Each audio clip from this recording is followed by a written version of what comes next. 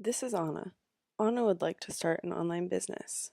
In her research, she found two types of business models, the reseller model and the multi-sided platform model.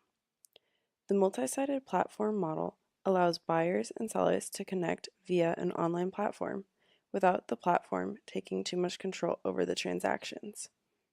In the reseller model, the company buys products from suppliers and offers them on one platform or website, allowing customers to shop multiple brands at one time. In recent years, the multi-sided platform model has seen a growth bubble due to the success of eBay. This success has been because the multi-sided platform model is more financially alluring than the reseller model. The companies take a cut from each transaction, which goes almost straight to the bottom line. In addition, the multi-sided platform model's operating costs are low, but the percentage margins are high. With the reseller's model, the company has to buy and sell their offerings and typically have higher revenues, but have higher capital and operating costs and lower percentage margins. So, which is the best option for Anna to choose? There are four aspects she looked into to help her decide. The four aspects are scale effects, aggregation effects, buyer and seller experiences, and market failures.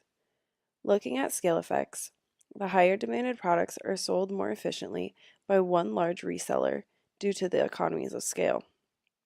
A disadvantage of the scale effects is the advantages do not apply to low demand or so-called long-tail products. The second aspect, aggregation effects, has some products that have a much higher value when they are brought together. This is why resellers do better in this category.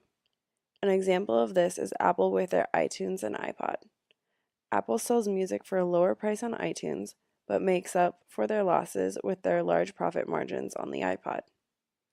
The third aspect is the buyer and seller experiences.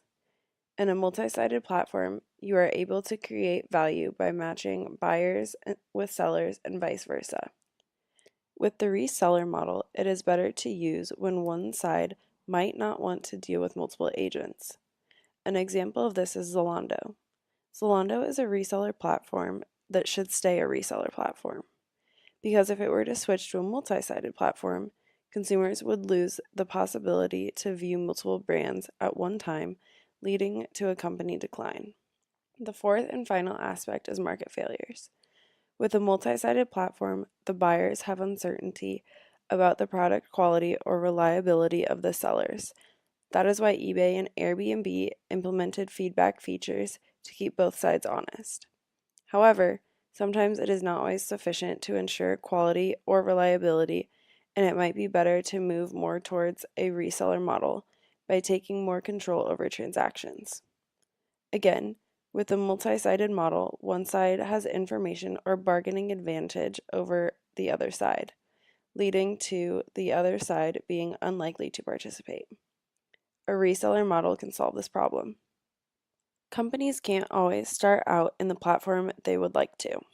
Sometimes a company needs to start out as a reseller to end up as a multi-sided platform and vice versa. As with choosing the right model, there are a few aspects we need to look at with startup and growth. These aspects are the catch-22 problem, limited capital and disruption, and disintermediation. With the catch-22 problem, buyers will not join your platform if you don't have enough sellers, nor will sellers join if you don't have enough buyers. Companies can solve this problem by focusing on a small niche and growing from there.